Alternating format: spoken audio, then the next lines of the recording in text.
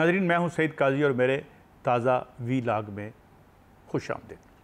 आज बहुत ही अहम और एक ऐसा सेंसिटिव मौजू, हर रोज़ एक सेंसिटिव मौजू होता है, और आज का मौजू क्या है, इमरान खान की ज़िंदगी को क्या वाकई ख़तरा मौजूद है। और अगर ये ख़तरा मौजूद है, और खुदा न खास्ता क्योंकि हमारी हिस्ट्री ऐसी है कि हम किसी चीज़ को रूल आउट नहीं कर सकते, अगर कोई ऐसा हादसा होता है या इस मुल्क के दुश्मन यहाँ पर एक इस तरह की साजिश करते हैं, तो क्या इसके नताइज क्या निकलेंगे। और इसके साथ हमारा दूसरा मौजू ये होगा कि इमरान खान आज कहाँ खड़े हैं।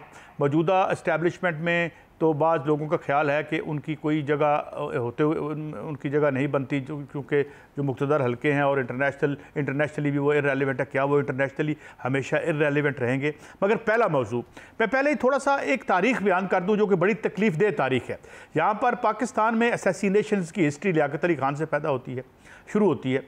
और इसमें हमने देखा कि जो उनका असैसिन था, जो उनका कातिल था, उसे मौके पे ही मार दिया जाता है। उसके बाद फिर बाद में कुछ डॉक्यूमेंट्स डीक्लासीफाई होते हैं तो अमेरिका की तरफ इशारे मिलते हैं कि जनाब उनको ख़त्म करवाया गया था। मगर बहरहाल हिस्ट्री आगे बढ़ती रही। फिर हमने उसके बाद बड़ी जो हमने जुडिशल मर्डर जिसको कहते हैं, हम देखें तो वो जुल्फ़िकार अली भुट्टो का जुडिशल मर्डर था। लेकिन उसके बाद भी आप देखें कि पीपल्स पार्टी तो आज तक ख़त्म नहीं हुई, मौजूद है किसी न किसी सूरत में। और वो उसके बाद मोहतरम बेनज़ीर भुट्टो की हम देखते हैं कि जो दिसंबर 2007 में उनकी जो असैसिनेशन होती है, ये मैं इसलिए ये बातें बार बार दोहरा रहा हूँ कि ये कोई ऐसी बात नहीं है जो यहाँ कभी ना हुई हो, और इसलिए डर भी लगता है। लेकिन ख़ास तो अब आज के इस वीलॉग में हम बात ये करेंगे कि अगर इस तरह की कोई बात या इस तरह का कोई घिनौना फेल या इकदाम किया जाता है तो उसके पाकिस्तान के ऊपर आज के इन हालात में क्या असरात पड़ेंगे। मैं इस मौजू पे बाद में आऊँगा, मगर मैं ये थोड़ा सा हमसाये मुल्क की बात कर लेते हैं। इंदिरा गांधी की असैसिनेशन और 1984 के जो राइट्स थे जिसमें हज़ारों सिख जो है वो मारे गए, उसके बाद ये आपके सामने है। राजीव गांधी की असैसिनेशन होती है और ख़ुदकुश हमसे मार दिया जाता है। तो ये हमारी एक सॉरी स्टेट जो है, ये हमारी जो एक तकलीफ़देह तारीख़ है इस खित्ते की, इसमें ये हम और भी हम बातें कर सकते हैं, मगर हम इसको यहाँ तक महदूद रखेंगे। अब आ जाते हैं कि अगर खुदा न खास्ता गॉड फॉरबिड, मेरे मुँह में खाक, कि अगर कोई ऐसा एडवेंचर करता है तो हमारा मुल्क इस वक्त किस सूरत हाल में है, पार्टी की साख्त क्या है जो अपना PTI है, और यकीनन उनका कोई एयर अपेरेंट नहीं है फ़िलहाल, यानी उनका कोई वारिस नहीं है जिस मफरूज़े पे काम हो रहा है मुबैना तौर पर, कि चूँकि खान साहब का वारिस कोई नहीं है। अगर वो ये कहा गया कि ख़बरें आई कि जनाब कुछ लोग ये कह रहे हैं कि जनाब ये गए तो इनका तो कोई मुद्दई भी नहीं होगा, इनका तो कोई पर्चा कराने वाला भी नहीं होगा। ये सारी बातें हम सुन रहे हैं सोशल मीडिया पे भी, दाएं बाएं से भी। लेकिन सूरत हाल इतनी सादा नहीं है, सूरत हाल बहुत ज़्यादा पेचीदा है। और ऐसा कोई एडवेंचर किस किस्म के खौफनाक नताइज पर मुंतज हो सकता है, उसका हम थोड़ा सा पहले तो हम वो फैक्टर्स बता दें कि ये हम इसका नतीजा क्या निकल सकता है। ठीक है, कोई बड़ा स्टाल वाट नहीं है, सेकंड टियर ऑफ लीडरशिप की नाकामी हम PTI की लॉन्ग मार्च में देख चुके हैं, मगर दो नए फैक्टर, एक आध नया फैक्टर एंटर हुआ है पाकिस्तान की हिस्ट्री में। वो क्या है? ये जो इमरान खान के ख़िलाफ़ अदम एतमाद किया गया था, उस अदम एतमाद के फ़ौरन 1 महीने के अंदर जो इन्फ्लेशन ने और महंगाई ने उद्यम मचा रखा है, उसमें लोग इतने बेचैन हैं कि मैं अब कहना नहीं चाहता। सोशल मीडिया पे आप खुद देख लें, लोग झोलियाँ उठा के बददुआएं दे रहे हैं। PTI और नो PTI, उनकी तो छोटी सी ज़िंदगी है। उनकी ज़िंदगी क्या है?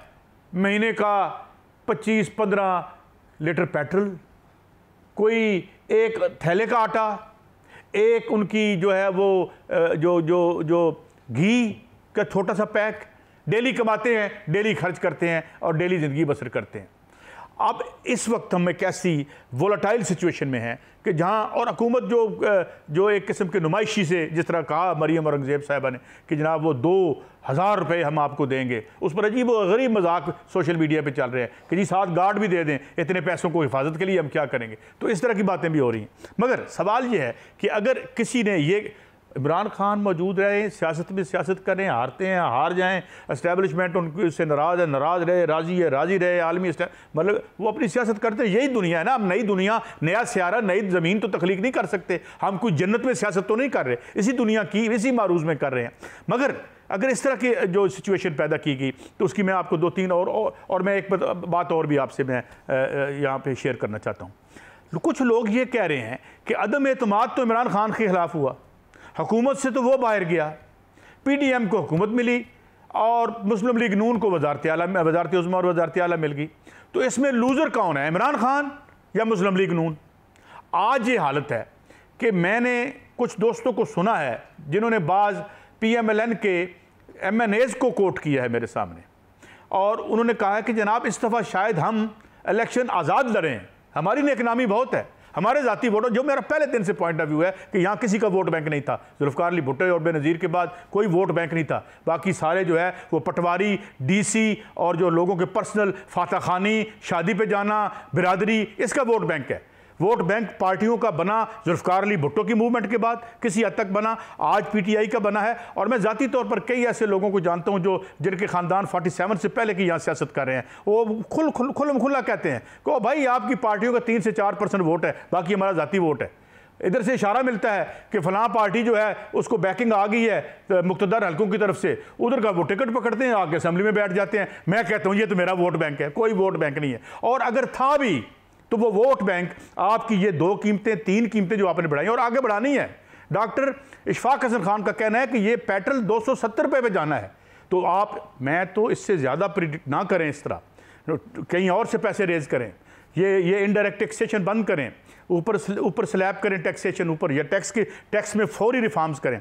ये करेंगे तो मुमकिन है ये सारे मौजूआत पीछे रह जाए। मैं फिर दोबारा आता हूँ। तो अब इमरान खान इस वक्त किस चीज़ पे खेल रहे हैं, मैं अब इस बात पे आता हूँ कि क्या इमरान खान पाकिस्तान की सियासत में कुल्ली तौर पर इर्रेलेवेंट हो चुके हैं? क्या अब जो कुछ लोग ये कह रहे हैं कि जनाब इनका पावर में आना अब बिल्कुल एक ख्वाब, दीवाने का ख्वाब है?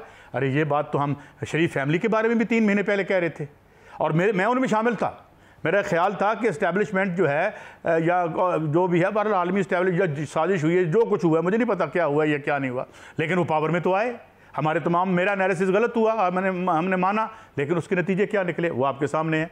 हम इन मुतवक्को नताइज की बुनियाद पे कह रहे थे कि ये फैसले नहीं होंगे, मगर हुए। अब उसकी फॉल आउट होगी, वो जो जिसके हिस्से में जो नतीजा आएगा वो अपनी झोली में डालेगा, इसमें कोई ऐसी परेशानी की बात नहीं। मगर अगर इमरान खान को इस मौके पर आप मंजर से हटाते हैं, पहली बात तो ये कि ये किसी के मफाद में नहीं है। मैं बड़ी बारीक बात करने लगा हूँ और बैनुस्सतूर बात करूँगा, वो ये कि कोई नहीं चाहेगा कि किसी भी एक पार्टी या अपोजिशन को जो है वाक ओवर मिले, मैदान खाली हो जाए, अपोजिशन ना रहे, PDM के आगे कोई पार्टी ना रहे।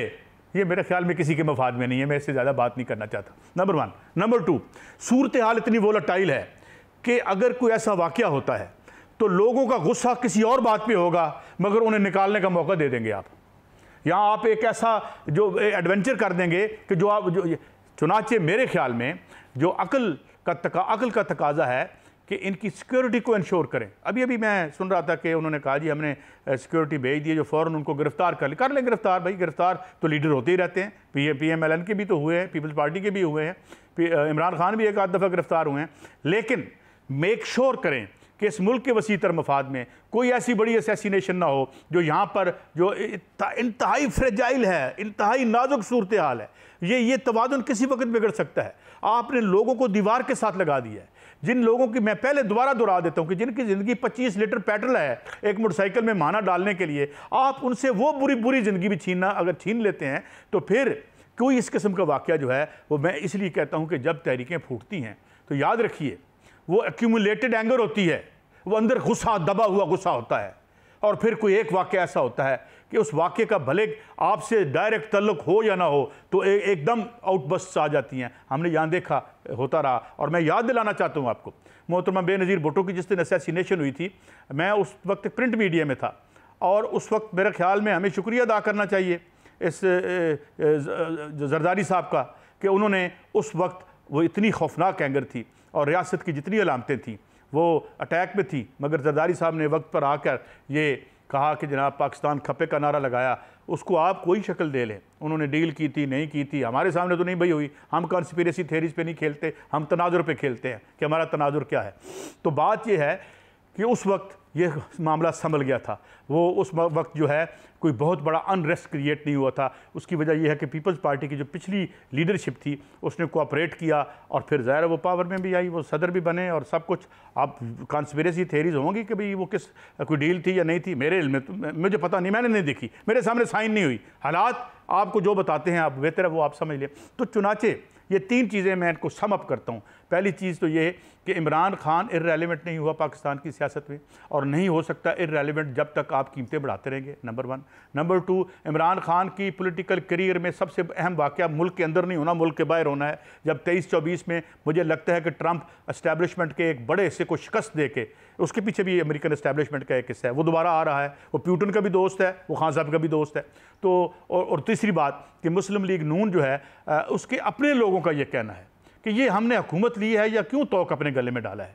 यानी मैं ये मानता हूँ कि ये तसलसल है, ये बर्बादी तो आनी ही थी जो आ रही है, तो ये सारी बर्बादी अपने हिस्से में इन्होंने क्यों डाल ली। अब वो कुछ लोग कहते हैं यार वो केसेस आखिरी वक्त पे पहुंचे हुए थे तो वो चाहते थे चलें कुछ हो, ये तो ख़त्म हो जाएं, वो ख़त्म होते हैं। यानी इस हवाले से मुख्तलिफ लोगों का मुख्तलिफ कहना है। अब राय ये आ रही है कि मुमकिन अगले बजट के बाद गिरफ्तारियाँ दूसरी तरफ शुरू हो जाएँ।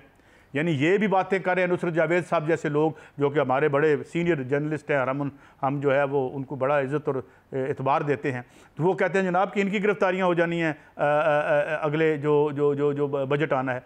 तो इस नाजुक सूरत हाल में एक दूसरे की ज़िंदगी की दुआएं मांगें, इस मुल्क की मैशत को इस अजाब से बाहर निकालने की कोशिश करें, और इस मुल्क की जो रियासत को चलाने का बिल है वो ख़ुद भी दें, थोड़ा सा सारा आवाम से ना लें, मोटरसाइकिल चलाने वाले से, रिक्शा चलाने वाले से, दिहाड़ीदार से ना लें, खुद भी कुछ दें। खुद अपने जो है वो भरते जा रहे हो और लोगों के हाथ में बिल पकड़ा रहे हो। और ऐसी सूरत हाल में बात हो रही है कि इमरान खान को हम गिरफ्तार भी कर लेंगे और खुदा न खास्ता कोई जो है कोई ताले आजमा उनकी ज़िंदगी भी ले लेगा, तो उसके बाद के वाक़यात को क्या आप संभाल सकेंगे। मेरा दुआ भी है और मेरी ख्याल भी है कि बेटर सेंस प्रिवेल करेगी, और खान अभी इस तरह से इर्रेलेवेंट नहीं हुए पाकिस्तान की सियासत में, हो भी नहीं सकते, और उन्हें इर्रेलेवेंट होने भी कोई नहीं देगा। खाली मैदान किसी पार्टी के लिए नहीं छोड़ा जाता, क्योंकि फिर आपको पता है ना, जब मैदान खाली हो और आपको लगे कि हम नागुज़ीर हैं, तो फिर क्या लोग जो पाँव में पड़े होते हैं वो गिरबान पकड़ लेते हैं।